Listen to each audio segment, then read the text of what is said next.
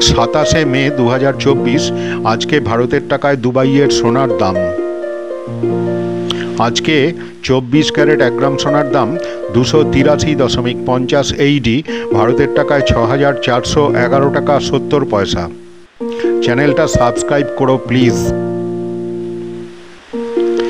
22 carat 1 গ্রাম সোনার দাম 262.50 AED, ভারতের টাকায় 5936 টাকা 76 পয়সা।